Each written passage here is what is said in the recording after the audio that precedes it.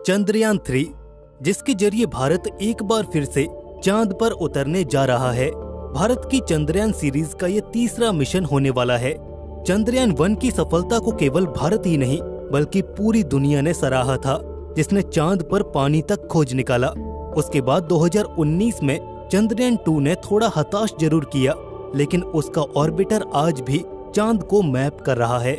चंद्रयान 2 का लैंडर और रोवर भले ही चांद की सतह पर सफलतापूर्वक न उतर सके, लेकिन चंद्रयान 2 का ऑर्बिटर आज भी हमें महत्वपूर्ण डेटा भेजता रहता है।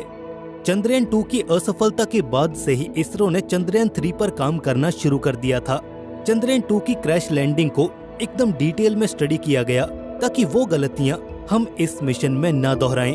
और वैसे भी इस मिशन में गलती का कोई चांस ही नहीं है। हमें इस बार सफल होना ही होगा। चंद्रयान 3 का मुख्य उद्देश्य चांद पर सिर्फ सॉफ्ट लैंड करना ही होगा और वहां की सरफेस पर कुछ साइंस एक्सपेरिमेंट्स परफॉर्म किए जाएंगे, लेकिन मेन फोकस रहेगा चांद पर सॉफ्ट लैंडिंग करना। दुनिया की 3 बड़ी सुपर पावर्स अमेरिका, रशिया और चाइना ने ये मुकाम पहले ही हासिल कर लिया है, चांद पर सफलतापूर्वक उतरकर। और अब भारत को अपनी काबिलियत दिखानी होगी और यहाँ पर हम फेल नहीं हो सकते। धरती से चांद तक चंद्रयान 3 की ये यात्रा करीब 2 हफ्तों की होगी और चांद की डार्क साइड में इसे लैंड कराया जाएगा। पर इतना कुछ होने के बावजूद भी ये मिशन हमारे लिए आसान नहीं होगा। तो बने रहिए दोस्तों आगे इस वीडियो में और हम जानेंगे कि आखिर क्यों चंद्रयान 3 मिशन इसरो का अब तक का सबसे कठिन मिशन होने वाला है। 600 करोड़, जी हाँ 600 करोड़ के करीब है चंद्रयान 3 की लागत, जिसे हाल ही में ऑफिशियली 12 जुलाई सन 2023 को लॉन्च करने का प्लान है। 12 जुलाई से लेकर 19 जुलाई के बीच सतीश धवन स्पेस सेंटर श्रीहरिकोटा से इसे लॉन्च किया जाएगा। 600 करोड़ वाकई एक बहुत बड़ी रकम है, लेकिन इसरो के इतिहास में ये सबसे महंगा मिशन नहीं है, बल्कि चंद्रयान 2 इस मिशन से करीब 1.5 गुना ज्यादा महंगा था। करीब 960 करोड़ रुपए चंद्रयान 2 मिशन पर खर्च किए गए थे, लेकिन इस बार इस मिशन में ऑर्बिटर यूज नहीं किया गया है और इसी का नतीजा है कि ये मिशन चंद्रयान 2 जितना खर्चीला नहीं है। बात करें अगर चंद्रयान 3 के लॉन्च के बारे में, तो चंद्रयान 3 स्पेसक्राफ्ट बहुत पहले ही आंध्र प्रदेश के श्रीहरिकोटा स्थित सतीश धवन स्पेस सेंटर पहुंच चुका है। कड़ी सिक्योरिटी के बीच बेंगलुरु के UR राव सैटेलाइट सेंटर से इस स्पेसक्राफ्ट को एक स्लो मूविंग व्हीकल पर रखकर इसके अंतिम पड़ाव तक पहुंचाया गया, जहां पर इसे LVM-3 यानी कि लॉन्च व्हीकल मार्क 3 पर माउंट किया जाएगा। लॉन्च के कुछ समय पहले ही इस बड़े से रॉकेट में ईंधन भरा जाएगा और फिर सारे चेक्स कंप्लीट करने के बाद काउंटडाउन स्टार्ट होगा और हमारा चंद्रयान 3 निकल जाएगा अपने सफर पर। लेकिन इस मिशन में ऐसा क्या है जो इसे पिछले बाकी मिशन से ज्यादा कठिन बनाता है, और इसका जवाब है चांद पर उतरने की कला, the art of soft landing. जैसा कि हम जानते हैं कि चंद्रयान 3 का मेन ऑब्जेक्टिव चांद की सतह पर सफलतापूर्वक सॉफ्ट लैंड करना होगा और इसके बाद रोवर को डिप्लॉय करना, देन साइंस एक्सपेरिमेंट्स को परफॉर्म करना। चांद पर सॉफ्ट लैंड करना या किसी भी सेलेस्टियल बॉडी पर उतरना, ये वाकई एक कॉम्प्लिकेटेड, कॉम्प्लेक्स और डिफिकल्ट टास्क है। अब चंद्रयान 2 को ही ले लीजिए। हमने चंद्रयान 2 को चांद के ऑर्बिट में तो पहुंचा दिया, लेकिन विक्रम लैंडर को उसकी सतह पर उतारने में कामयाब न हो सके।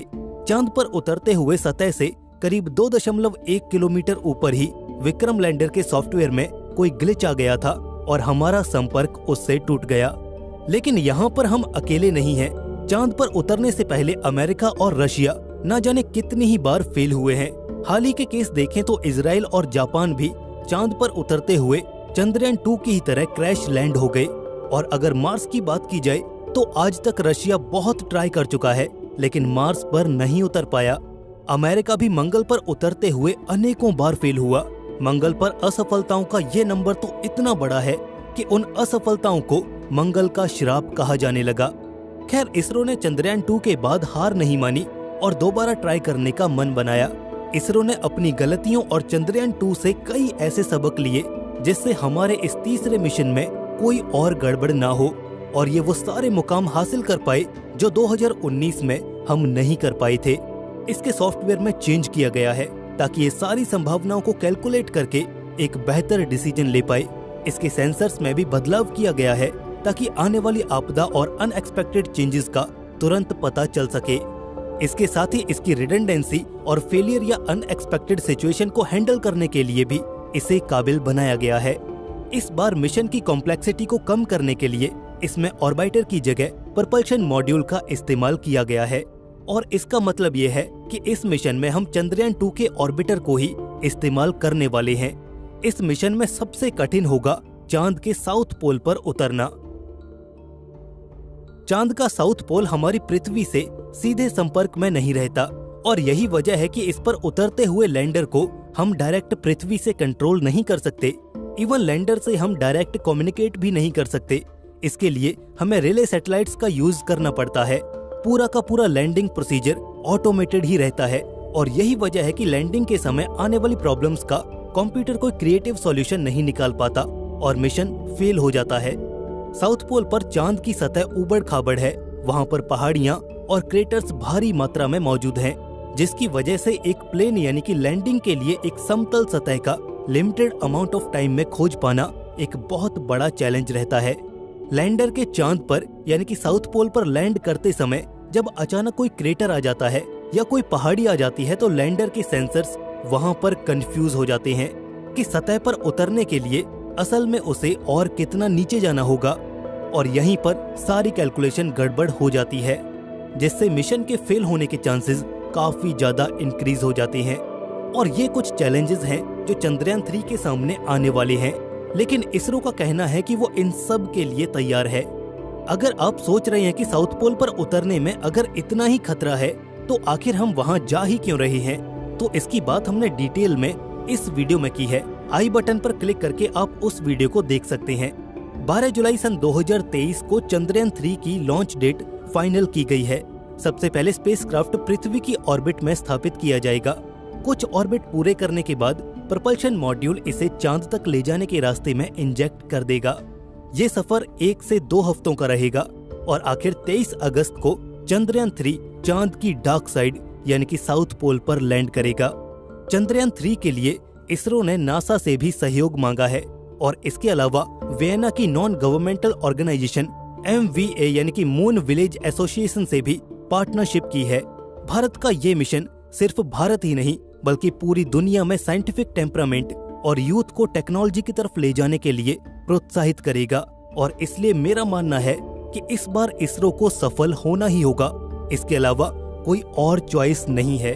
तो दोस्तों, आप भी इसरो को कमेंट सेक्शन में बधाई दे सकते हैं और अपने विचार भी हमसे साझा कीजिएगा इस मिशन के ऊपर। बाकी अगर आपको ये वीडियो और जानकारी पसंद आई तो इसे लाइक और दोस्तों में शेयर जरूर कीजिए। ऐसे और इन्फॉर्मेटिव वीडियोस के लिए चैनल को सब्सक्राइब करके बेल नोटिफिकेशन इनेबल जरूर कर लें। दोस्तों, जल्द मिलेंगे आपसे एक और ऐसे इन्फॉर्मेटिव वीडियो के साथ। तब तक के लिए स्टे क्यूरियस, बी हैप्पी, नमस्कार।